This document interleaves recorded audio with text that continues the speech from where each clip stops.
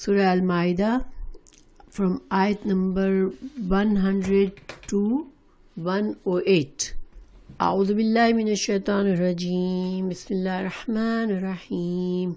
يا أيها الذين آمنوا لا تسألوا عن أشياء تبد لكم تسؤكم وإن تسألوا عنها حين ينزل القرآن تبد لكم عفى الله عنها واللہ غفور حلیم. ٹرانسلیشن: اے لوگو جو ایمان لائے ہو، ان چیزوں کے بارے میں سوال مت کرو جو اگر تمہارے لیے ظاہر کر دی جائیں گی تو تمہیں بری لگیں گی، اور اگر تم ان کے بارے میں اس وقت سوال کرو گے جب قرآن نازل کیا جا رہا ہے تو تمہارے لیے ظاہر کر دی جائیں گی.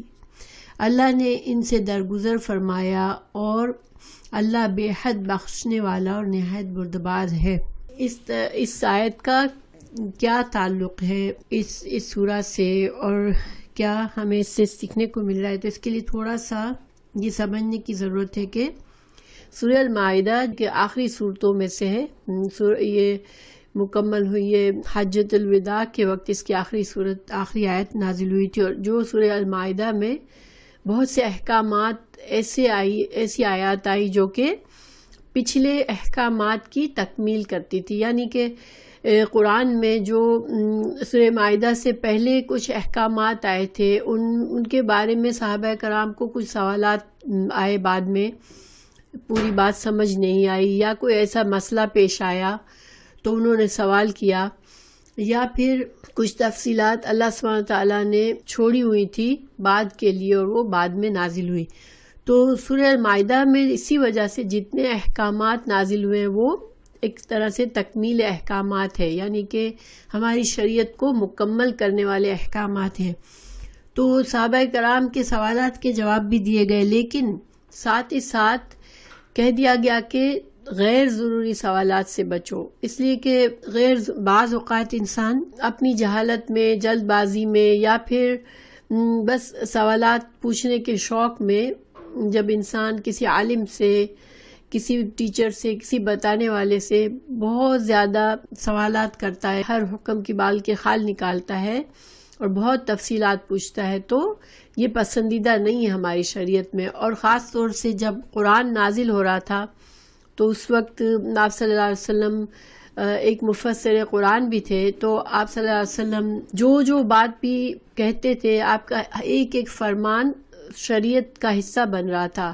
آپ کی ہر بات کو صحابہ کرام یاد کر رہے تھے، لکھ رہے تھے اور اس کو حفاظت کر رہے تھے اس کی، اور اس کو آئندہ نسلوں تک پہنچایا انہوں نے. ایسے میں اگر ان غیر ضروری سوالات زیادہ کیے جائیں تو اس سے خدشہ یہ تھا کہ اگر آپ صلی اللہ علیہ وسلم کسی بات کا جواب دیتے ہیں، زیادہ تفصیل بتا دیتے ہیں جس حکم کی، تو پھر وہ احکامات مشکل ہو جاتے ہیں اس پہ عمل کرنا. یہ اللہ تعالیٰ کی حکمت ہے کہ اللہ تعالیٰ بعض اوقات باتوں کو بہت کھول کر نہیں رکھتے. احکام، کوئی حکم آتا ہے اس کو بہت زیادہ کھول کے نہیں دیا جاتا، بس یہ کر لو. اب اگر اسی میں یہ اللہ تعالیٰ کی حکمت اور ہم پر رحمت ہے، اس لیے کہ اس سے کیا ہوتا ہے کہ ہمارے لیے وسعت آ جاتی ہے کہ اگر ہمیں اس کام کرنے میں کچھ ہم سے غلطی بھی ہو گئی تو ہماری معافی ہوتی ہے، پھر کہ بات ہماری جتنی سمجھ میں آئی ہم نے اتنا عمل کیا. اس آیت میں صحابہ کرام کو تربیت دی گئی کہ سوالات جو ہے وہ اہم سوالات ہیں، جو ضروری سوالات ہیں وہ کریں، اور جذبات میں آ کر، جلد بازی میں آ کر غیر ضروری باتیں نہ پوچھیں. تو اس کی ہم تفصیل پڑھتے ہیں انشاءاللہ. یا ایھا الذین، اے لوگو جو آمنو ایمان لائے ہو، لا تسألو، نہ تم سوال کرو. سین حمزہ لام اس کا روٹ ورڈ ہے. سوال کرنا اردو میں بھی اسی روٹ ورڈ سے استعمال ہوتا ہے. نہ تم سوال کرو ان سے، اشیاء کا ترجمہ ہے چیزوں کے بارے میں. ان اشیاء مطلب چیزوں کے بارے میں. ان اگر، تبدا ظاہر کر دینا، اگر تم پر ظاہر کر دی گئی، لکم تمہارے لیے، تسؤکم تم کو بری لگے گی، تم پر بھاری پڑ جائے گی، ٹھیک ہے. تسکم تم کو بری لگے گی، یعنی کہ اگر احکامات میں بہت سختی ہوتی ہے تو لوگوں کے لیے ان احکامات پر عمل کرنا بوجھل ہو جاتا ہے، مشکل ہو جاتا ہے. وَإِن اور اگر تسألو تم سوال کرو گے عنہا ان کے بارے میں، حینا اس وقت جب ینزلو نازل کیا جاتا ہے قرآن تبد لکم تو ظاہر کر دی جائے گی تمہارے لیے، عفا معاف کر دیا، درگزر کر دیا اللہ نے، عنہا یعنی تمہارے کچھ جو غیر ضروری سوالات تم لوگوں نے پوچھے، اللہ سبحانہ تعالیٰ نے ان سے درگزر کر دی، ان کے جوابات تمہیں نہیں دیے، اور یہ وہ ویسی چیزیں تھیں جس سے دین مشکل ہو سکتا تھا. واللہ اور اللہ تعالیٰ غفور بخشنے والا ہے، حلیم بردبار ہے. تو اس آیت میں ہمیں یہ طریقہ بتایا، ہمیں یہ سمجھایا گیا کہ غور سے سنیں. جب رسول اللہ صلی اللہ علیہ وسلم بتا رہے تو صحابہ کرام کو یہ حکم دیا گیا کہ تم غور سے سنو بس، اور کم سے کم سوالات کرو، جو ضروری سوالات ہیں وہ کرو. اگر انسان صرف بتانے والے کی بات کو بہت غور سے سنتا ہے تو بہت سے سوالوں کا جواب اس میں موجود ہوتا ہے بات میں. تو پھر اللہ سبحانہ تعالیٰ نے یہ بھی فرما دیا کہ اللہ تعالیٰ نے تم کو، اگر اللہ تمہارے ہر سوال کا جواب دے گا تو تمہارے لیے شریعت مشکل ہو جائے گی، بہت سختی ہو جائے گی شریعت میں. اس لیے اللہ تعالیٰ نے تم نے نادانی میں انجان میں جو بھی زیادہ سوالات کیے ان پر اللہ تعالیٰ نے تمہیں معاف فرما دیا. ہمیں حدیث میں بھی رسول اللہ صلی اللہ علیہ وسلم نے فرمایا ہے کہ سوالات زیادہ نہ کیا کرو. ایک حدیث ہے، رسول اللہ صلی اللہ علیہ وسلم نے فرمایا بے شک مسلمانوں کے حق میں، مسلمانوں میں سے جرم کے لحاظ سے سب سے بڑا مجرم وہ شخص ہے جس نے کسی ایسی چیز کے متعلق سوال کیا جو حرام قرار نہیں دی گئی تھی، پھر اس کے سوال کی وجہ سے حرام قرار دی گئی. مطلب کیا ہے کہ اگر آپ صلی اللہ علیہ وسلم سمجھا رہے ہیں کہ اگر آپ صلی اللہ علیہ وسلم نے خود نہیں فرمایا کہ فلاں چیز حرام ہے، اب کسی نے آ کر سوال کیا کہ کیا یہ چیز حرام ہے یا یہ کام حرام ہے، آپ صلی اللہ علیہ وسلم نے فرما دیا اگر کہ ہاں، تو پھر وہ چیز ظاہری بات ہے آپ کا ہر فرمان جو تھا وہ شریعت بن رہا تھا، تو پھر وہ چیز حرام ہو جاتی آئندہ آنے والی نسلوں کے لیے. تو یہ اس شخص کا جرم ہوتا کہ اس کے سوال کی وجہ سے یہ چیز حرام ہو گئی. دوسری بہت سی احادیث ہیں جس میں آپ صلی اللہ علیہ وسلم نے فرمایا کہ غیر ضروری سوالات سے اللہ پسند نہیں کرتا، غیر ضروری سوالات نہ کرو. ایک بار آپ صلی اللہ علیہ وسلم خطبہ دے رہے تھے اور حج کے بارے میں بتا رہے تھے کہ حج کے فرض ہونے کا بتا رہے تھے، تو کسی صحابی نے پوچھا کہ کیا رسول اللہ صلی اللہ علیہ وسلم ہر سال حج فرض ہے، ہر سال حج فرض ہے؟ تو آپ صلی اللہ علیہ وسلم خاموش رہے. اس شخص نے 3 بار سوال کیا، پھر تیسرے بار آپ نے فرمایا کہ نہیں، ہر سال نہیں ہے حج فرض، ایک بار ہے زندگی میں. اور آپ نے ان کو سمجھایا کہ یہ اگر میں ابھی تم کو ہاں کہہ دیتا تو پھر ہر سال اگر فرض ہو جاتا تو کون ہر سال جا کے حج کر سکتا تھا، ایک شریعت میں بڑی مشکل ہو جاتی. اسی طرح آپ صلی اللہ علیہ وسلم نے فرمایا کہ مجھے تم چھوڑ دیا کرو، میں جتنی تفصیلات بتاؤں تم اتنی لے لیا کرو، اور جس معاملے میں میں خاموش ہوں اس میں تم مجھے نہ کرے دو. اس کا یہ مطلب نہیں ہے کہ سوالات پوچھنے کی بالکل ممانعت تھی، مگر یہ تھا کہ بات کو سمجھنا ضروری تھا. آپ سمجھے زیادہ سے زیادہ اور کم سے کم سوالات کریں.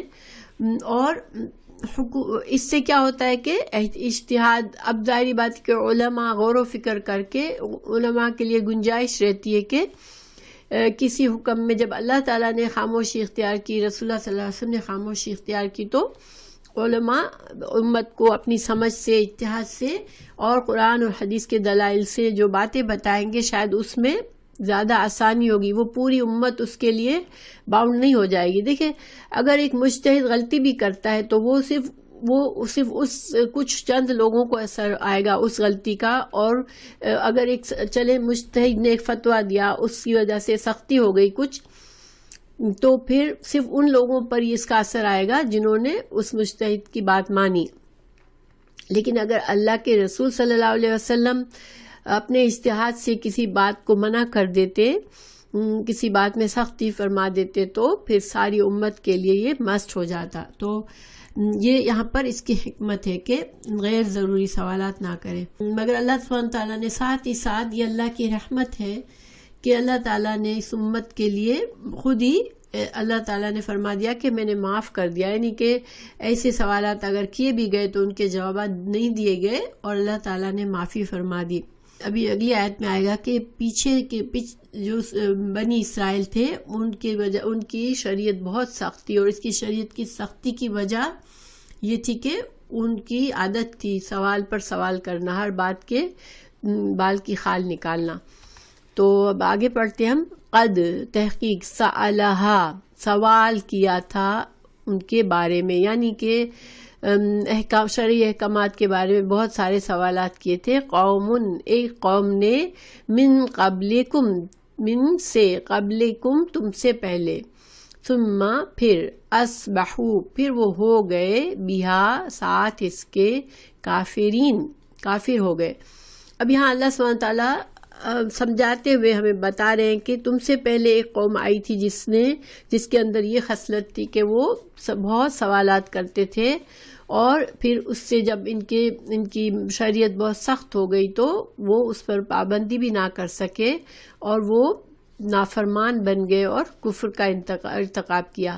تو یہ قوم جو ہے، علماء کا کہنا ہے کہ بنی اسرائیل ہی کی بات ہے، جس کی مثال ہمیں سورہ بقرہ میں گائے کے واقعے سے بھی بتا دی گئی کہ جب اللہ سبحانہ تعالیٰ نے فرمایا کہ ایک گائے ذبح کرو، اب انہوں نے چپ چاپ اٹھا کے ایک گائے خریدتے اور اس کو ذبح کر دیتے، کسی بھی گائے کو پکڑ کے اس کو ذبح کرتے تو حکم پورا ہو جاتا. مگر انہوں نے سوال کرنے شروع کیے، گائے کتنی عمر کی ہو، بڈھی ہو یا جوان ہو، یا کس رنگ کی ہو، یا اس کی کیا خصوصیات ہو. اب جتنا انہوں نے سوال کیا، حضرت موسیٰ علیہ السلام نے ان سے کہا تم بس چپ چاپ کر لو، فَفْعَلُوا مَا تُؤْمَرُونَ، تم کو جو حکم دیا جا رہا ہے کر لو. مگر وہ باز نہیں آئے، سوال کرتے رہے، یہاں تک کہ اتنا مشکل حکم ہو گیا کہ اتنی اسپیسیفک کاؤ ان کو خریدنے میں بہت زیادہ سرچ کرنا پڑا، اور بہت مشکلوں سے ان کو ایک گائے ملی جو کہ تمام شرائط پہ پوری ہوتی رہی تھی، اور اس کو انہوں نے پھر اس گائے کے وزن کے برابر سونا دے کے خریدنا پڑا ان کو. تو یہ سختی ان کی اپنی کی ہوئی تھی. اور اللہ تعالیٰ نے قرآن میں جب ان کو دعوت دی گئی دین کی تو ان کو یہ بات بھی کہی گئی کہ تمہاری شریعت میں جو تمہارے گلے کے توق پڑے ہوئے ہیں، سخت احکامات جو پڑے ہوئے ہیں تمہارے اوپر، جس سے تم مشکل میں پڑے ہوئے ہو، تو وہ تم اگر رسول اللہ صلی اللہ علیہ وسلم کو نبی مان لو گے، ایمان لے آؤ گے تو تمہاری یہ سخت احکامات آسان ہو جائیں گے. مگر خیر وہ نہ مانے، بہت اکثریت تو نہ مانی. لیکن اللہ تعالیٰ نے ہمیں یہاں مثال سے سمجھا دیا کہ یہ نقصان ہوتا ہے جب سوالات بہت کرنے سے. اگر جس وقت قرآن نازل ہو رہا ہے، جس وقت شریعت شازی ہو رہی ہے، اس وقت تم نے بہت سوالات کیے، تو اگر تمہارے ہر سوال کا جواب دیا جائے گا تو تمہاری شریعت بھی اسی طرح سخت ہو جائے گی جس طرح پچھلی امت کی شریعت سخت تھی. یہاں پر ایک اشارہ یہ ہے کہ اللہ سبحانہ تعالیٰ نے بنی اسرائیل کا نہیں ذکر کیا، یہاں نام نہیں لیا، بلکہ صرف قومن، ایک قوم کہا.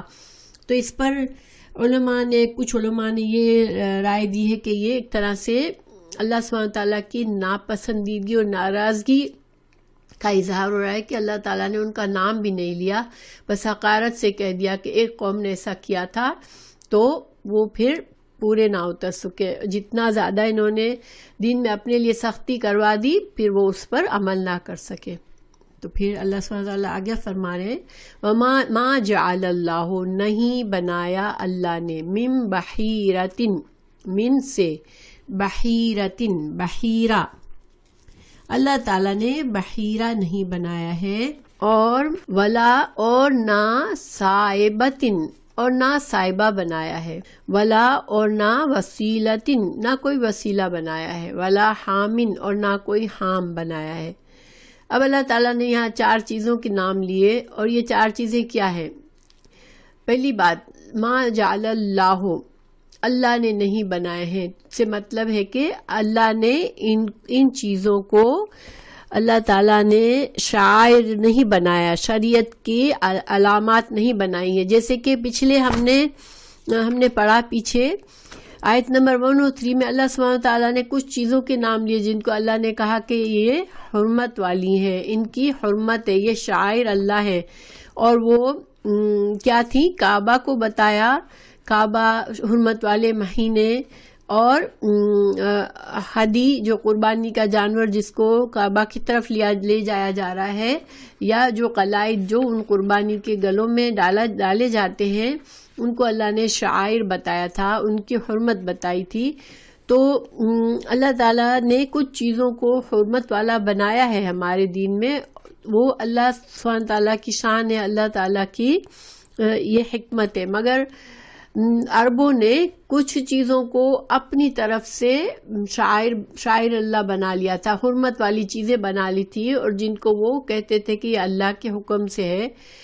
تو اللہ سبحانہ تعالیٰ اس کی نفی فرما رہے ہیں کہ نہیں، اللہ نے یہ بحیرہ، صائبہ، وسیلہ اور حام نہیں بنائے ہیں.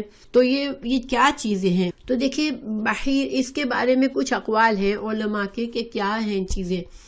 یہ مختلف جانور ہیں جن کو بتوں کے نام کر دیا جاتا تھا کچھ کسی نہ کسی وجہ کی بنا پر. جیسے مثال کے طور پر بحیرہ وہ جانور ہے جس کا دودھ بتوں کے لیے روک لیا جاتا تھا، اور اس کا دودھ کو صرف اس کو کوئی اس کے دودھ نہیں دوتا تھا، کوئی اور اپنے غرض سے، اپنے مقصد سے اس کا دودھ نہیں استعمال کرتا تھا، اس کو بحیرہ کہتے تھے.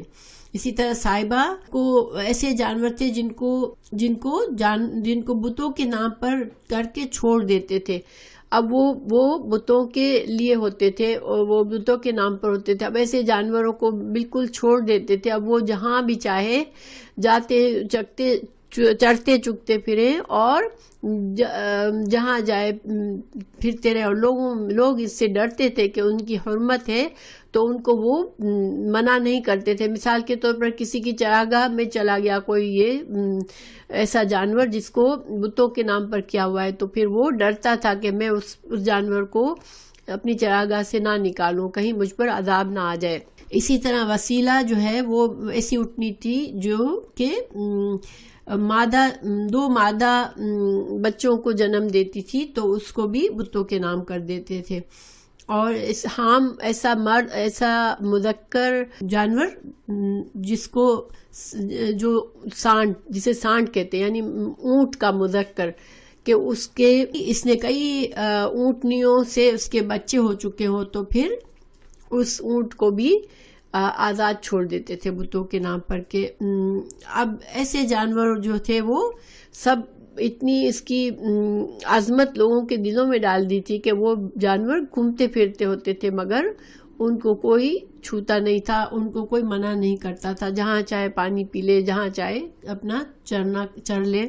آپ صلی اللہ علیہ وسلم نے یہ ظاہری بات ہے کہ یہ بہت بڑا شرک تھا اور بہت بڑا گناہ تھا کہ یہ ایک ایسی رسم انہوں نے نکالی جو کہ اللہ سبحانہ تعالیٰ کے ساتھ شرک والی بات ہے. اس میں بتوں کے نام پر جانور، تمام جانور اللہ کی ملکیت ہے اور اللہ کی ہی دیا ہوا رزق ہے، اور اس کو کسی بت کے نام پر کرنا یہ بہت بڑا گناہ اور شرک ہے. رسول اللہ صلی اللہ علیہ وسلم نے فرمایا، میں نے عمر بن عامر خزائی کو دیکھا کہ وہ اپنی انتڑیاں آگ میں کھینچ رہا ہے. یہ پہلا شخص تھا جس نے صائبہ چھوڑنے کی رسم نکالی تھی. بخاری کی حدیث ہے کہ وہ شخص جس نے سب سے پہلے یہ صائبہ کا ٹائٹل شروع کیا کسی جانور کے لیے اور اس کو بتوں کے نام پر چھوڑا، تو پھر اس شخص کو آپ صلی اللہ علیہ وسلم نے دیکھا کہ وہ جہنم میں ہے اور وہ اس کی آنتڑیاں جو ہیں وہ باہر نکلی پڑی ہوئی ہیں اور وہ اپنی آنتڑیوں کو سمیٹے جا رہا ہے اور کھینچ رہا ہے. یہ اس کی سزا بتائی کہ اس کا گناہ بہت بڑا تھا. تو یہ آپ صلی اللہ علیہ وسلم نے ایک طرح سے وارننگ دی کہ اس طرح کے کام کرنا کوئی ایسی، دیکھیں ایک تو گناہ کرنا ہوتا ہے اور ایک اس گناہ کا ایجاد کرنا کہ اب اس کے بعد وہ ایک رسم بن جاتی ہے، اس کے بعد بہت سے لوگ اس گناہ میں پڑ جاتے ہیں. تو پھر اس پہلے کرنے والے کا گناہ سب سے بڑا ہوتا ہے، کیونکہ اس نے اس چیز کو ایجاد کیا تھا۔ پیر ولی کے لیے جیسے انسان اس کے نام کی دیگ چڑھاتا ہے، حلیم بناتا ہے اس کے نام کی، اور پھر وہ اس کو بانٹتا ہے، یہ ساری چیزیں ہمارے دین سے کوئی اس کا تعلق نہیں ہے، اور جو یہ اس میں شرک آ جاتا ہے اگر اس کو کسی اور کے نام پر کیا گیا ہو تو ان چیزوں کے بہت سے لوگ اس سے ڈرتے ہیں کہ ان رسموں سے باہر نکلتے ہوئے، کیونکہ وہ سمجھتے ہیں کہ یہ ہمارے دین کا حصہ ہے، جبکہ دین کا حصہ نہیں ہے۔ تو اب ایسی چیزیں ایجاد کرنے والوں کے لیے گناہ ان کا بہت بڑا ہوگا، کیونکہ جتنے لوگ اس کو فالو کریں گے وہ سب اس گناہ اس کی سزا، اس کا کچھ حصہ اس کو بھی ملے گا، کیونکہ اللہ سبحانہ تعالیٰ نے قرآن میں بھی فرمایا کہ جو قابیل ہے اس نے پہلا قتل کیا، تو اس کے بعد جتنے ناحق قتل ہوں گے ان کا ایک گناہ کا حصہ قابیل کو بھی ہوگا، کیونکہ اس نے یہ ایجاد کی۔ تو بہرحال یہ اللہ سبحانہ تعالیٰ نے ان کا انکار فرما دیا کہ نہیں، جو شعائر اللہ ہے، جن کی حرمت اللہ نے بیان کی ہے، وہ اللہ نے قرآن میں بیان کر دی ہے، رسول اللہ صلی اللہ علیہ وسلم نے بیان فرما دی ہے، لیکن یہ جو چیزیں ہیں یہ جہالت کی ہیں اور یہ شرک ہے، اور یہ اللہ کی طرف سے نہیں ہے، کیونکہ وہ پھر اس کو سمجھتے تھے کہ اللہ تعالیٰ نے وہ اس کو اسی طرح لیتے تھے کہ اللہ ہی کا حکم ہے یہ ان جانوروں کی حرمت کو بتانا، ٹھیک ہے۔ ولیکن الذین، اللہ تعالیٰ فرمائے نہیں، اللہ نے نہیں کیا، لیکن الذین، وہ لوگ کفروا، جنہوں نے کفر کیا، یفترون، وہ گھڑ لیتے ہیں، علی اللہ، اللہ پر، الکذب، اللہ پر جھوٹ گھڑا ہے۔ جن لوگوں نے کفر کیا ان لوگوں نے یہ کفریہ چیزیں اللہ پر جھوٹ کر کے گھڑ کے انہوں نے بنائی ہے۔ واکثرہم، اور زیادہ تر ان میں سے، لا یعقلون، عقل نہیں رکھتے۔ ظاہر ہے ایسی رسموں کو ماننے والے زیادہ عقل سے کام نہیں لیتے، ورنہ تو وہ خود ہی سمجھ لے کہ یہ چیزیں کوئی بھی ان کا تعلق شریعت سے نہیں ہے۔ انسان اگر علم، اسی لیے ضروری ہے کہ دین کا علم حاصل کرنا چاہیے، تاکہ انسان، ہمارا دین جو ہے وہ دلیل و دلائل پر ہے، ہمیں اگر دلیل نہیں ہے کسی بات کی تو پھر کسی کے کہنے پر انسان اس طرح کے تہمات میں پڑتا ہے تو وہ اپنے اوپر ظلم کر رہا ہوتا ہے، اور وہ بے عقل خود کو ثابت کرتا ہے۔ پھر آگے اللہ تعالیٰ نے فرمایا وَإِذَا قِيلَ، اور جب کہا گیا ان سے، لَهُمْ، تَعَالَوْا، آؤ، إِلَى، طرف، ما، جو، انزل اللہ، جو اللہ نے نازل فرمایا ہے، وَإِلَى الرَّسُولِ، اور رسول اللہ صلی اللہ علیہ وسلم کی طرف آؤ، قالو، وہ کہتے ہیں، حسبنا، کافی ہے ہم کو، ما، جو، وجدنا، پایا ہم نے، علیہ، اس پر، آباءنا، اپنے باپ دادوں کو۔ اولو، اللہ تعالیٰ فرمانے، کیا پھر بھلا، کانا ہے، آباؤہم، ان کے آباء و اجداد، لا یعلمون، نہیں علم رکھتے، نہیں جانتے، شیئن، کچھ بھی، ولا یہتدون، اور نہ وہ ہدایت یافتہ ہیں۔ تو اللہ تعالیٰ فرما رہے ہیں کہ ایسے لوگ جو تہمات پرست ہوتے ہیں، جو دین میں اس طرح کی رسم و رواج پر آنکھیں بند کر کے چلتے ہیں، کہ جو رسمیں پرانی چلی آ رہی ہیں باپ دادا کے زمانے سے، اب ان کو جب ان کی اصلاح کرنے کی کوشش کی جاتی ہے کہ بھائی یہ تم جو چیزیں کر رہے ہو یہ ہمارا دین نہیں ہے، یہ ہمارے دین کے طریقے نہیں ہے، تو وہ کیا کہتے ہیں کہ یہ تو ہمارے باپ دادا کرتے چلے آئے اور ہمارے لیے یہی کافی ہے، اتنی دلیل ہی کافی ہے کہ ہمارے باپ دادا یہ چیز کر رہے تھے۔ تو اللہ تعالیٰ فرما رہے ہیں کہ کیا باپ دادا، تمہارے باپ دادا کو اگر کچھ دین کا علم نہیں تھا، وہ جاہل تھے اگر، تو پھر اگر وہ ہدایت یافتہ نہیں تھے تو پھر بھی تم باپ دادا کی ہی پیچھے چلتے رہو گے؟ دیکھیں یہ بہت بڑا پرابلم ہے، اور یہ آج بھی ہے ہر جگہ پر، اور یہ ہمیشہ سے ہے کہ انسان ویسے کسی چیز میں باپ دادا کی پیچھے نہیں چلتا۔ لباس ہر جنریشن کا لباس بدل جاتا ہے، کھانے بدل جاتے ہیں، بولنے کا انداز بدل جاتا ہے، رہن سہن اور عادات بدل جاتی ہے، لیکن جہاں دین کا معاملہ آتا ہے تو وہ سب پکڑ کے بیٹھے ہوتے ہیں اپنے جو بھی انہوں نے دیکھا ہوتا ہے۔ اور یہ ایسا کیوں ہوتا ہے کہ دین کا علم پراپرلی حاصل کرنا ہر اس ایک کے دل میں ہوتا نہیں ہے کہ وہ اس کو پرائرٹی دے کہ دین کا صحیح علم حاصل کرے. تو اس لیے اب دین تو ان کو رکھنا چاہیے اپنی زندگی میں. دین ان کو چاہیے ہوتا ہے, ایک تسلی ہوتی ہے کہ ہاں ہم بھی دین پر ہیں. تو پھر وہ کیا کرتے ہیں, اپنے باپ دادا کے طریقوں پر چلتے رہتے ہیں. جو رسمیں انہوں نے دیکھی ہوتی ہیں, جو معاشرے میں چل رہی ہیں, جو آس پاس ہو رہا ہے سب کچھ, جو ہمارے باپ دادا نے کیا, بس وہی ہمارے لیے. اور آج بھی اگر ہم بتا کے تھک بھی جائیں گے تو پرانی رسمیں کوئی چھوڑنے کو تیار نہیں ہوتا. ان سے اتنی عقیدت ہوتی ہے, دل میں اتنا خوف ہوتا ہے کہ ہم ان کو کیسے چھوڑ دیں, یہ تو ہماری پرانی طریقے چلے آ رہے ہیں.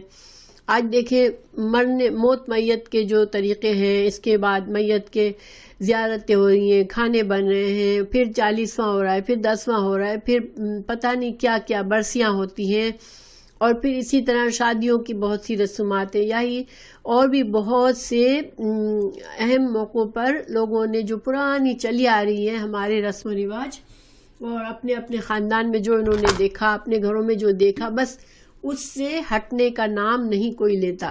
اگر سمجھائیں کہ بھائی یہ دین کا طریقہ نہیں ہے تو سمجھ بھی لیں گے, سر بھی لا لیں گے, لیکن جب عمل پر معاملہ آئے گا تو کوئی نہیں عمل کرتا. کوئی کچھ خوش نصیب ہیں جو کہ قرآن پڑھتے وقت کھلے دل سے پڑھتے ہیں کہ جو کچھ اب قرآن میں آ گیا بس مجھے وہ کرنا ہے اور میری پرانی عادتیں سب چھوڑ دینی ہے. ہمیں یہ طریقہ اپنانا چاہیے کہ ہم جب قرآن سیکھ رہے ہیں تو اسی لیے سیکھ رہے ہیں کہ یہ اللہ کی کتاب ہے جس کے مطابق ہمیں زندگی گزارنی ہے. تو پھر ہم یہ عقیدتیں دل سے نکال دیں جو غلط چیزوں کی عقیدتیں ہیں. ہم ان کو چھوڑنا کیوں نہیں چاہتے, کیونکہ وہ انسانوں کی بنائی ہوئی رسموں میں تھوڑا سا ذرا ایکسائٹمنٹ ہوتا ہے, تھوڑا فن ہوتا ہے, تھوڑا ہمیں مزہ آتا ہے ان کو کرنے میں. تو ہم اور اسی لیے ایسی چیزیں ایجاد بھی کی گئی کہ جن لوگوں کو دین سے ہٹ کر اپنی من مانی کرنی تھی انہوں نے ایسی چیزیں ایجاد کی, اور ہم انہی کے پیچھے چلے پڑتے ہیں. تو اللہ تعالیٰ ہمیں دعا مانگنی چاہیے کہ اللہ تعالیٰ جب ہم قرآن سیکھ رہے ہیں تو اللہ تعالیٰ ہمارے سینوں کو کھول دے کہ ہم اس طرح کے یہ آیت کئی دفعہ اس طرح کا مفہوم آیا ہے قرآن میں کہ آبا و اجداد کا طریقہ کب استعمال کرنا ہے, جب کہ آبا و اجداد ہدایت یافتہ ہوں, انہوں نے صحیح علم حاصل کیا ہو. جب تک ہمارے پاس دلائل کے ساتھ نہیں آیا, جب تک اندھی پیروی اندھی تقلید کسی کی بھی نہیں کرنی ہے. یہ اللہ تعالیٰ سے دعا بھی ہے کہ اللہ تعالیٰ ہمارے سینوں کو کھول دے اور ہمیں جو کچھ ہم قرآن میں سیکھے پھر اس کو پکا ہم اپنے سینے میں اتاریں اور اس پر عمل کریں. پھر آگے اللہ تعالیٰ فرما رہے ہیں یا ایھا الذین آمنو, اے لوگو جو ایمان لائے ہو, علیکم تم پر ہے, انفسکم تمہارے نفسوں کی ذمہ داری, تمہاری حفاظت تم پر ہے, لا یضرکم نہ نقصان دے تم کو, من ضل جو کہ بھٹک گیا, اذا اہتدیتم جب تم نے ہدایت پالی, الی اللہ اللہ کی طرف, مرجعکم لوٹنا ہے تمہارا, جمیعاً تم سب کے سب کا, فینبئکم پھر وہ بتائے گا تم کو, بما ساتھ اس کے جو کنتم تھے تم تعملون جو تم عمل کرتے تھے. یہاں پر چونکہ پیچھے بدعت کا اور شرک کے جو طریقے معاشرے میں لوگوں میں رائج ہیں اب ان کا ذکر آیا, تو ظاہری بات ہے کہ ایک مسلمان جو ہے جس کو صحیح علم اللہ نے دیا ہے وہ کوشش کرتا ہے ان کو سمجھانے کی. اگر وہ نہیں سمجھتے تو دل میں بڑا دکھ بھی ہوتا ہے, انسان پریشان ہو جاتا ہے کہ یہ کیوں نہیں سمجھتے, کتنی بار ان کو سمجھائیں کہ یہ کیوں ان کا سینہ نہیں کھلتا کہ صحیح دین پر چلیں اور غلط رسومات کو بدعات کو چھوڑ دیں, کیونکہ بدعات جو ہیں وہ گمراہی ہے اور ساری گمراہی کے کام جہنم میں لے جانے والے ہیں. تو رسول اللہ صلی اللہ علیہ وسلم کی یہ حدیث ہے کہ کل بدعۃ دلالہ گمراہی ہے, تمام بدعات گمراہی ہے, اور کل دلالۃ فی النار اور جتنی گمراہی کے کام ہیں وہ سب آگ میں لے جانے والے ہیں. جب اللہ نے کسی کو دین کا علم دیا مسلمانوں کو تو انہوں نے ایسے لوگوں کو سمجھانے کی کوشش کی تو وہ کسی طرح سمجھ کر نہیں دیتے, تو کیا ہوتا ہے مسلمان غمگین, بتانے والا غمگین ہو جاتا ہے کہ یہ کیوں ہماری بات اثر نہیں ہوتی. اور وہ سمجھتا ہے کہ شاید میں ہی کچھ غلط، مجھے صحیح طریقہ نہیں آتا بتانے کا، شاید میری کوشش میں کمی ہے. اور سچی بات ہے، مجھے اکثر ایسا ہوتا ہے، میں اکثر بتاتی ہوں کوئی بات، اور میں جب وہی کام دیکھتی ہوں کہ جن لوگوں نے میری بات سنی پھر وہی کام بالکل بغیر کسی سوچ کے کر رہے ہوتے ہیں، تو میرا بھی بڑا دل تنگ ہوتا ہے کہ شاید مجھے نہیں آتا، میں کسی کی میری بات پر کسی کو اثر نہیں ہوتا، شاید میں پہنچا نہیں پا رہی ہوں. تو یہاں پر اللہ تعالیٰ مسلمانوں کو، ایسے لوگوں کو تسلی دے رہے ہیں، جیسے کہ رسول اللہ صلی اللہ علیہ وسلم کو آیت 98 میں تسلی دی گئی کہ آپ پر صرف پہنچانے کی ذمہ داری ہے، پھر اگر کوئی نہیں مانتا تو وہ آپ پر نہیں ہے. تو یہاں پر مومنوں کو بتایا گیا کہ تم سے سوال تمہارے اعمال کا کیا جائے گا کہ تم نے کیا کیا. اگر جن کو تم نے بات بتا دی، جن کو تم نے پیغام پہنچا دیا، اب وہ نہیں ان پر اثر ہوتا، وہ نہیں ہدایت پاتے، تو تم اپنے آپ کو گلٹی مت سمجھو، تم یہ مت سمجھو کہ تم نے کہیں کمی کر دی ہے. ٹھیک ہے، اللہ تعالیٰ کی طرف ہی سب کو لوٹنا ہے. تو اللہ تعالیٰ بتا دے گا پھر کہ کس نے کیا کام کیا ہے اور کون کیا کما کر لایا ہے. یہ اب اللہ کے پاس فیصلہ ہوگا. اگر لوگ تمہارے سمجھانے سے نہیں سمجھتے تو پھر اللہ پر چھوڑ دو، اور اللہ کے پاس فیصلہ ہوگا تمام معاملات کا. پھر اللہ تعالیٰ فرما رہے ہیں یا ایھا الذین آمنو، اے لوگو جو ایمان لائے ہو، شہادتو گواہی ہے، بینکم تمہارے درمیان، اذا جب، حضرا حاضر ہو، آ جائے، احدکم کسی ایک کو، الموت موت، حین وقت، الوصیت وصیت. تو یہاں پر اب ایک اور حکم بتایا جا رہا ہے کہ اگر انسان کو موت قریب ہے، اس کے پاس کوئی ایسی چیز ہے جس کی وصیت کرنا ضروری ہے، تو وہ کیا کرے؟ اسنانی، وہ اسنانی مطلب دو، ذوا عدل، ذوا جمع تثنیہ ہے، اس کا واحد ہوتا ہے ذو، ذال واو، ذو عدل اس کا واحد ہوگا. ذوا عدل مینس عدل والے، اور عدل کا مطلب ہوتا ہے کہ جو مسلمان ہو. اصطلاحی مطلب کیا ہے؟ مسلمان متقی پرسن، جو کہ دین کے بظاہر کوئی گناہ کے کام نہیں کر رہا ہوتا ہے اور دین کے اوپر چلنے والا ہے، اور دین کی صحیح طریقے پر عمل کرنے والا ہے. وہ جھوٹ بولنے والا یا ظاہر انسانوں کا پتہ ہوتا ہے کہ کون انسان کیسا ہے. تو ایسے دو عادل مسلمانوں کو، منکم کا مطلب ہے مسلمان، تم میں سے. ٹھیک ہے، تو دو مسلمان عادل یعنی کہ متقی لوگ جو کہ ایماندار ہیں، او آخرانی یا دوسرے دو، من غیرکم تمہارے سوا. اب چونکہ یہاں پر انسان کو اللہ تعالیٰ نے ایک تو عام حکم ہے کہ جب انسان مرنے والا ہو تو وصیت کرے، اور وصیت پر دو عادل لوگوں کو گواہ بنائے اپنی وصیت پر. لیکن اگر انسان سفر میں ہے تو پھر وہ کیا کرے؟ اگر دو مسلمان گواہ نہیں مل رہے تو پھر کیا کرے؟ دو غیرکم سے مطلب ہے نان مسلم. ٹھیک ہے، تو پھر اگر مسلمان نہیں ہیں تو پھر دو نان مسلم کو چوز کرے، ان کو گواہ بنائے. اگر سفر میں جب انسان ہے تو پھر بعض اوقات چوائس نہیں ہوتی ہے. ان انتم اگر ہو تم، ضربتم سفر میں، ٹھیک ہے، فی الارض زمین میں، تو فاصابتکم اور پھر پہنچے تم کو، مصیبت الموت، تم کو موت آنے لگے. اب انسان ایک سفر میں ہے اور اس کو پہلا حکم کیا تھا کہ مرتے وقت وصیت کرے تو دو مسلمان گواہ بنا لے. ٹھیک ہے، اب دوسرا اس حکم کی مزید تفصیل کیا بتائی کہ اگر انسان سفر میں ہے اور اس کو موت آ رہی ہے، اب اس کے پاس کوئی اور دو مسلمان گواہ نہیں ہے، تو وہ کیا کر سکتا ہے؟ دو نان مسلم کو بھی گواہ بنا سکتا ہے.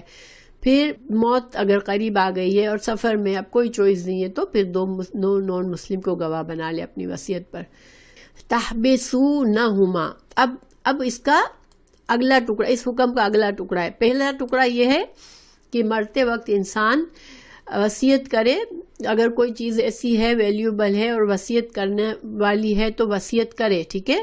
آپ کو پتہ ہے کہ وراثت کے تو احکامات اللہ نے دے دیے، لیکن انسان کو 1/3 تک وصیت کرنے کی اجازت ہے. اور وصیت 1/3 مال، وصیت سے کیا مطلب ہے کہ اس 1/3 میں سے اس کو کسی کو خاص کسی پرسن کو دینا ہے تو وہ دے سکتا ہے. وارثوں کے علاوہ کسی اور کو وصیت کا مال 1/3 میں سے دے سکتا ہے. اور یا پھر کسی کے چھوٹے بچے ہیں یا کوئی قیمتی چیز ہے یا کوئی ایسا کام ہے ضروری، کوئی اہم کام ہے جس کے بارے میں وہ کر رہا ہے وہ کام، اور اس کام کے بارے میں کچھ اس کو ضروری قسم کی باتیں بتانی ضروری ہے اپنے وارثوں کو، تو پھر وہ کیا کرے، وصیت کر لے مرتے وقت. اچھا، اب مرنے والے نے تو وصیت کر لی. اب یہ اگلا ٹکڑا اس بارے میں ہے، جو ورثہ ہیں اب ان کو جا کے بتایا ان گواہوں نے کہ مرنے والے نے یہ وصیت کی ہے. ٹھیک ہے.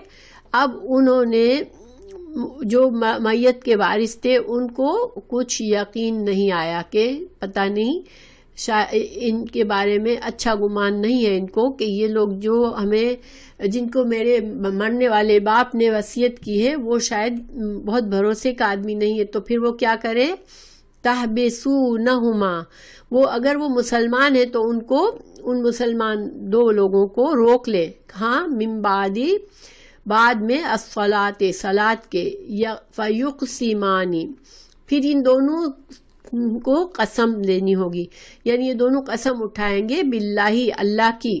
ان ارتبتم، اگر تم کو شک ہو، یعنی اگر ورثہ کو شک ہو تو کیا کرے، یہ 2 جو گواہ مسلمان گواہ بنائے تھے، ان کے مرنے والے باپ نے وصیت کی تھی جن کے سامنے، اب ان کے بارے میں شک ہے تو پھر ان 2 کو مسجد میں روکے نماز کے بعد. ٹھیک ہے.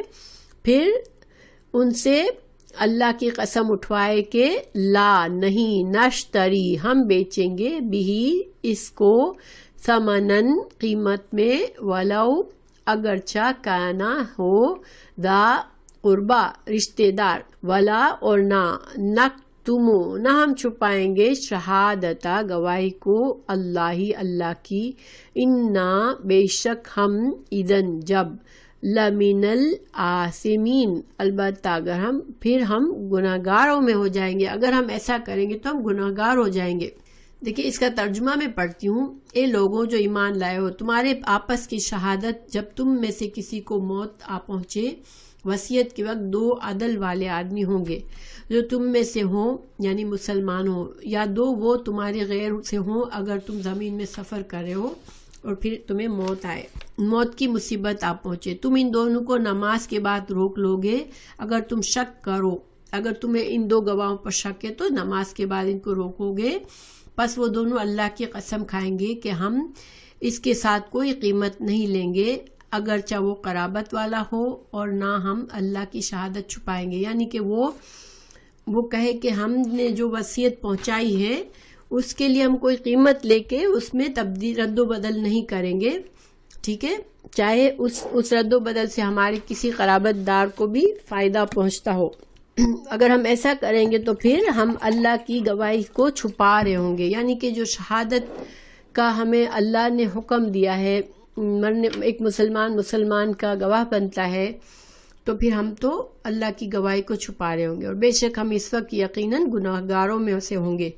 تو یہ قسم دے کر جو وصیت کے جو 2 مسلمان گواہ بنے تھے وہ اپنے آپ کو سچا ثابت کریں گے کہ ہمارے سامنے ہم نے جو بتایا کہ مرنے والے نے یہ وصیت کی تھی یہ سچی ہے. اگر ہم اس میں کچھ رد و بدل کریں گے اپنے فائدے کے لیے، تھوڑی قیمت حاصل کرنے کے لیے، یا اپنے کسی رشتہ دار کے لیے، تو پھر ہم کیا کریں گے، ہم تو پھر گنہگار ہو جائیں گے. اگر وہ قسم کھا لیتے ہیں تو پھر کیا ہوگا کہ ورثہ اس کی بات کو مان لیں گے. لیکن اگلے ٹکڑے میں بتایا کہ اگر پھر بھی وارثوں کو کوئی ایسی بات پتہ چل جائے کہ نہیں انہوں نے جھوٹی قسم کھائی ہے، تو پھر وارث کیا کرے، فَإِن، پھر اگر اوسیرا، خبر ہو جائے، علی، اس پر، انہما، کہ وہ دونوں گواہ، استحقا، وہ دونوں حقدار ہوئے، اسمن، گناہ کے. یعنی کہ اگر وارثوں کو کسی ذریعے سے پتہ چل جائے کہ نہیں انہوں نے جھوٹی قسم کھائی ہے، یہ گنہگار ہیں، انہوں نے گناہ کیا جھوٹی قسم کھانے کا، تو وہ پھر کیا کرے؟ فآخرانی، تو دوسرے، آخرانی جو یہ تثنیہ ہے، اس کا دو دوسرے، تو پھر کیا کرے؟ دو دوسرے، یقومانی یہ بھی تثنیہ ہے، دو دوسرے کھڑے ہوں، مقامہما ان دو کی جگہ پر، من الذین ان لوگوں میں سے، استحقا حق ثابت ہو، علیہم ان پر، الاولیانی دو قریب ترین، فیقسمانی تو وہ دونوں قسم کھائیں، باللہ اللہ کی، لشہادتنا کہ گواہی ہماری، ہم دونوں کی، احق و زیادہ صحیح ہے، من سے شہادتہما ان دو پچھلے جو گواہ تھے، جو وصیت کے گواہ تھے، ان دونوں کی گواہی کے مقابلے میں ہماری گواہی زیادہ صحیح ہے، وما اور نہ، اعتدینا اور نہ ہم نے کوئی زیادتی نہیں کر رہے ہیں، اگر ہم زیادتی کریں، انا تو بے شک ہم، اذن جب، لمن الظالمین البتہ ظالموں میں سے ہوں گے۔ یہ بہت ہی مشکل آیت ہے ترجمے کے لحاظ سے، ٹھیک ہے، لیکن اس کا مفہوم کیا بنتا ہے کہ پہلے میں نے بتایا کہ دو مسلمان گواہ بنائے گئے تھے مرنے والے نے اپنی وصیت پر، اب ان کے بارے میں کچھ شک ہوا وارثوں کو کہ نہیں یہ جو بات بتا رہے ہیں یہ شاید سچی نہیں ہے، تو پھر وہ کیا کرے؟ مسجد میں نماز کے بعد ان کو روکے، اور اس میں کیا حکمت ہے کہ سارے نمازیوں کے سامنے ان دونوں کو اللہ کی قسم اٹھانی پڑے گی کہ ہم سچے ہیں، اور ہم ہے نا اپنے فائدے کے لیے، نہ اپنے کسی قرابت دار والے کے فائدے کے لیے ہم جھوٹی گواہی نہیں بتا رہے ہیں، ہم جھوٹی بات نہیں بتا رہے ہیں۔ اب جب انہوں نے قسم کھا لی تو پھر بات ختم ہو جانی چاہیے تھی اور وارثوں کو بات قبول کرنی تھی، لیکن وارثوں کو کسی اور ذریعے سے پتہ چلتا ہے کہ نہیں، کوئی اور ریزن ہے جس سے ان کو پتہ ہے، یقین ہے کہ نہیں یہ جھوٹے ہیں، تو پھر اب کیا کرے وہ؟ اب وارث میں سے دو لوگ جو کہ ظاہر ہے کہ مرنے والے کے جو قریب ترین ہوتے ہیں وہ اس کے وارث ہوتے ہیں، وہ اٹھیں گے، ٹھیک ہے۔ اب وہ دونوں قسم کھائیں گے اللہ کی کہ ہم گواہی دیتے ہیں کہ ان کی گواہی صحیح نہیں ہے، یہ جو ہماری گواہی سچی ہے، جو ہم کہہ رہے ہیں کہ مرنے والے کی وصیت یہ نہیں تھی بلکہ اس کی یہ ارادہ تھا، اور ہم سچے ہیں، اور اگر ہم ان پہلے گواہوں پر جھوٹا الزام اگر لگا رہے ہیں تو پھر ہم زیادتی کرنے والے ہیں، اور ہم جو ہیں وہ پھر اللہ کی نظر میں گناہ کرنے والے، ہم ظالمین ہیں۔ تو اب اس کے میں مثال دیتی ہوں، شاید مثال سے زیادہ کلیئر ہو۔ مثال کے طور پر، اب باپ ایک آدمی ہے، ٹھیک ہے، اس کے بیٹے ہیں دو، اور اس کے دو پڑوسی ہیں، ٹھیک ہے۔ ایک پڑوسی کو سمجھ لیں زید ہے اور دوسرا عامر ہے، ٹھیک ہے۔ زید ایک اچھا نیک انسان ہے اور ان کے باپ کا بڑا اچھا، ہر کام میں مددگار ہے، بہت اچھا دوست ہے، ہر موقع پر وہ اس کی مدد کرتا ہے۔ اب باپ نے کبھی اپنے بیٹوں سے کہا ہو کہ مجھے یہ آدمی بہت میرا مددگار ہے اور میں اس کے لیے میں اپنی فلاں چیز اپنی وصیت میں سے اس کے لیے چھوڑ کر جاؤں گا، جب میں مروں گا میں اس کو یہ چیز دے دوں گا اس کے لیے۔ عامر جو دوسرا پڑوسی ہے وہ بہت مددگار بھی نہیں ہے، بہت اچھا آدمی بھی نہیں ہے۔ اچھا، اب یہ آدمی جو مرنے والا ہے، سم ہاؤ جب اس کو موت آنے لگی، اس وقت اس کے بیٹے نہیں ہیں، تو اس نے کیا کیا؟ دو گواہوں کے سامنے کہا کہ یہ میری فلاں چیز جو ہے وہ میں وصیت کے طور پر اپنے پڑوسی زید کے لیے چھوڑ کے جا رہا ہوں، ٹھیک ہے۔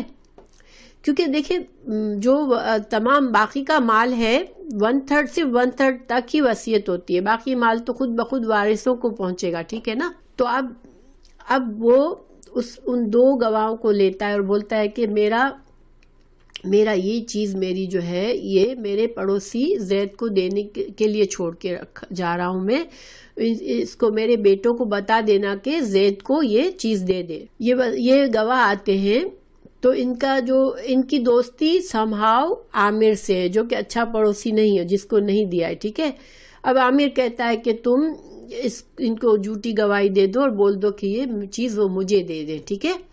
اب یہ دونوں گواہی دیتے ہیں کہ ہم کو یہ وصیت کی تھی اس آدمی نے، مرنے والے نے، کہ فلاں چیز عامر کو دے دینا. اب بیٹوں کو پتہ ہے کہ ہمارا باپ نے ہمیں پہلے مینشن کیا ہوا ہے کہ عامر کو نہیں، میں یہ زید کو دینا چاہتا ہوں، ٹھیک ہے. تو اب اس حالت میں اب کیا ہوگا کہ قسم اٹھوائی جائے گی. جو دو گواہ آئے انہوں نے کہا کہ عامر کو چیز دینی ہے، ان سے قسم اٹھوائی جائے گی کہ ہم اللہ کی قسم کھاتے ہیں، ہم اپنے فائدے کے لیے یا اپنے کسی قرابت والے کے فائدے کے لیے ہم جھوٹی گواہی نہیں دیتے، اور ہم کو مرنے والے نے یہی کہا تھا کہ یہ عامر کو دے دینا، ٹھیک ہے. چونکہ وارثوں کو پتا ہے، دونوں بیٹوں کو پتا ہے کہ نہیں، ہمارا باپ اس کو دینا ہی، اس کو نہیں دے سکتا، وہ تو عامر کو پسند بھی نہیں کرتا تھا، وہ تو زید کو پسند کرتا تھا. تو اب وہ کیا کریں گے، دونوں بیٹے قسم کھائیں گے کہ نہیں، یہ ہماری قسم سچی ہے، ہم اللہ کی قسم کھا کر کہتے ہیں کہ ہم سچے ہیں اور میرے باپ کی یہ وصیت نہیں ہو سکتی، یہ دونوں جھوٹ بول رہے ہیں. تو اب کیا ہوگا کہ چونکہ یہ وارث ہیں تو اب قانون کے لحاظ سے وارثوں کی بات مانی جائے گی اور وہ چیز پھر اس کو زید کو دے دی جائے گی، اور جو دو گواہ تھے جو وصیت کے وقت موجود تھے ان کی بات کو رد کر دیا جائے گا، ٹھیک ہے. تو یہ مطلب ایک مثال ہے، میں نے مثال سے آپ کو بات سمجھانے کی کوشش کی ہے. کیونکہ وارث جو ہوتے ہیں ان کا زیادہ حق ہوتا ہے اور وہ باپ سے قریب ترین تھے، تو اب انہوں نے اللہ کی قسم کھا لی اور دوسروں نے بھی کھائی تھی، تو وارثوں کی بات مانی جائے گی کیونکہ وارث زیادہ حقدار ہے، زیادہ باپ کے قریب تھے. اب اللہ تعالیٰ ہمیں وجہ بتا رہے ہیں کہ اس سے فائدہ کیا ہوگا. ذالک، یہ ادنا قریب تر ہے، ان یہ کہ یا تو وہ لائے بالشہادتی گواہی کو، اعلی اوپر، وجہا اس کے منہ پر، او یا خافو یا وہ ڈریں گے، ان یہ کہ تردہ پھیر دی جائے گی، ایمان قسمیں، بعد ایمانہم ان کی قسموں کے، ٹھیک ہے. ایمان جو ہے جمع ہے اور اس کا مطلب ہوتا ہے قسمیں، اور یمین اس کی واحد ہے. اللہ تعالیٰ یہاں پر ہمیں وجہ بتا رہے ہیں کہ یہ دونوں کو سے قسمیں اٹھوانے کا کیا مقصد ہے. کہ اللہ تعالیٰ فرما رہے ہیں کہ جب یہ قانون پتہ ہوگا تو جو اوریجنل جو دو گواہ تھے وصیت کے وقت پر، ان کے دل میں پہلے ہی سے ڈر ہوگا کہ اگر ہم جھوٹ بولیں گے تو پھر ویسے ہی اس کے جو بیٹے ہیں وہ ہمارے جھوٹ کے اگینسٹ قسم کھا لیں گے، ہم جھوٹی قسم کھائیں گے، اور بیٹے پھر سچی قسم کھا کر وہ ہمارا ہم جو فائدہ کرنا چاہ رہے ہیں، غلط آدمی کو ہم وصیت کا مال دے رہے ہیں، وہ کام بھی نہیں ہوگا، اور ہم کو بلا وجہ اللہ کی جھوٹی قسم کھانی پڑے گی اور ہم گنہگار ہوں گے. تو اس خوف سے وہ ایسا گناہ کریں گے ہی نہیں اور وہ آ کر سچی بات کریں گے. تو یہ سارا جھگڑا کرنا ہی نہیں پڑے گا. اس لیے اللہ تعالیٰ نے یہ قانون بتا دیا کہ اگر اس طرح کی سچویشن آئے تو یہ قانون اپلائی ہوگا. تو دیکھیں یہ اصل میں یہ جو آیت ہے یہ اللہ تعالیٰ نے ایک طرح سے ایک چھوٹا واقعہ بتا کے ایک چھوٹی اس کا طریقہ بتایا کہ کیونکہ شروع میں اللہ تعالیٰ نے اس سورہ میں مسلمانوں کو کہا کونوا قوامین بالقسط، اے مسلمانوں تم جو ہو وہ قوام بن جاؤ، تم عدل کو قائم کرنے والے بن جاؤ. دیکھیں اللہ تعالیٰ نے امت مسلمہ کو امت وسط بنایا، ٹھیک ہے، پھر لوگوں پر گواہ بنایا. قیامت کے دن بھی مسلمان گواہ بنیں گے دوسری امتوں پر بھی. تو جن سے شریعت الہی پر قائم رہنے اور قائم کرنے کا عہد لیا گیا، یعنی کہ ہم سے امت مسلمہ سے اللہ تعالیٰ نے خود بھی ہمیں شریعت پر چلنے اور شریعت کو قائم کرنے کا عہد لیا ہوا ہے ہم سے. جب ہم نے لا الہ الا اللہ پڑھا، ہم امت وسط میں آ گئے، تو پھر ہم نے یہ وعدہ کر لیا اللہ سے کہ اللہ تعالیٰ ہم تیری شریعت پر چلیں گے اور ہم تیری شریعت کو قائم کریں گے، دوسروں پر بھی اس شریعت کو پہنچائیں گے. تو اب جو ہے اور آخرت میں بھی امت مسلمہ کو گواہ بننا پڑے گا دوسری قوموں پر بھی.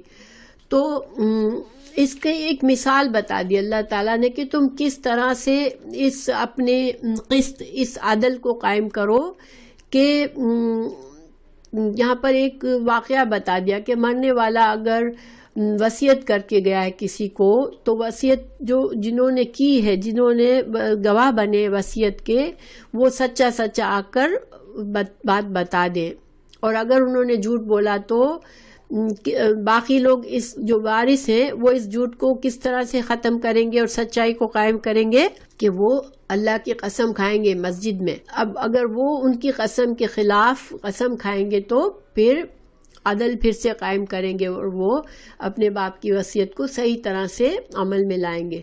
تو یہ ایک طرح سے ایک مثال بھی بتا دی ہم کو اللہ سبحانہ تعالیٰ نے، اور ایک حکم بھی بتا دیا، ٹھیک ہے۔ آئی ہوپ کہ یہ سمجھ میں آئی ہو۔ یہ تھوڑی مشکل آیت تھی مگر انشاءاللہ اللہ نے چاہا تو سمجھ میں آ گئی ہوگی۔ پھر اللہ تعالیٰ فرما رہے ہیں واتقوا اللہ، اور ڈرو اللہ سے، واسمعوا، اور سنو۔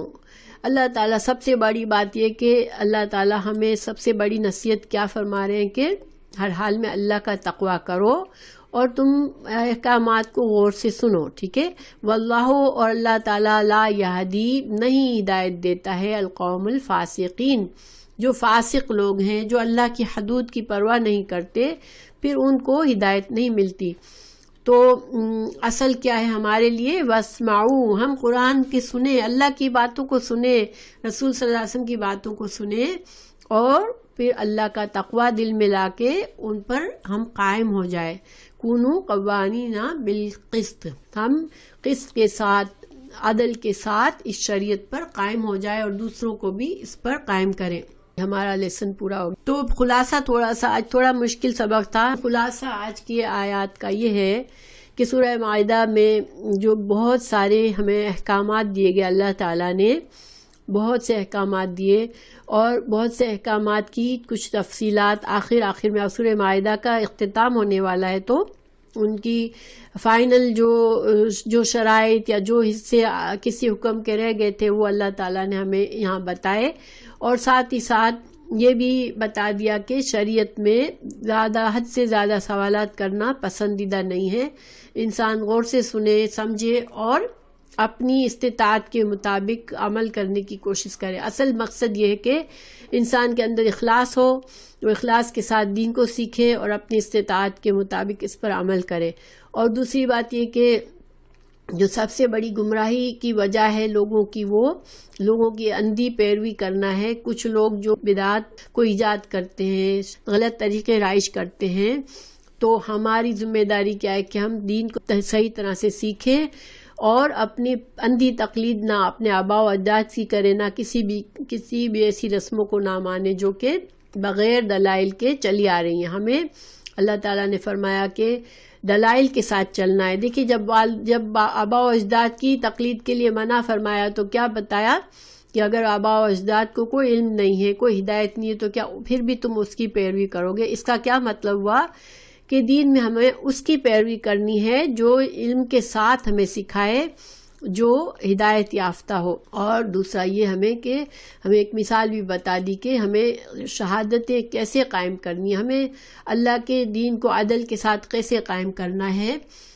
کہ آخری حد اور فیصلہ کیا ہوتا ہے جہاں پر ایک سامنے جھوٹے انسان سے ہمارا واسطہ پڑتا ہے، تو پھر آخری حکم یہ ہے کہ انسان اللہ کی قسم اٹھائے، اس سے بھی، اور خود بھی سچا انسان بھی قسم اٹھائے، اور اگر اللہ کا خوف انسان کے دل میں ہوگا تو وہاں پر وہ پھر جھوٹ سے بچ جائے گا، اور وہ بھی مسجد میں کہا تاکہ لوگوں کے سامنے اور مسلمانوں کے سامنے۔ تو اگر انسان کے دل میں تھوڑا سا بھی تقوی ہوگا، خوف ہوگا، تو اللہ کی جھوٹی قسم نہیں اٹھائے گا وہ، اور اگر پھر بھی اٹھا لیتا ہے اور جھوٹ بول کے انسان فائدہ اٹھا لیتا ہے تو پھر وہ اس کا گناہ اس کے سر پر ہے، پھر اب اللہ سے معاملہ ہے اس کا۔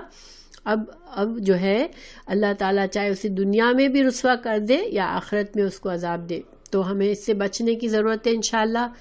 اللہ تعالیٰ نے آخر میں فرما دیا کہ اللہ تعالیٰ اگر انسان حدوں کو توڑنے والا ہے اللہ کی، تو پھر اس کو ہدایت نہیں ملتی۔ ہدایت کے لیے تقوی کی ضرورت ہے اور دل سے سننے کی ضرورت ہے ہر بات کو انشاءاللہ۔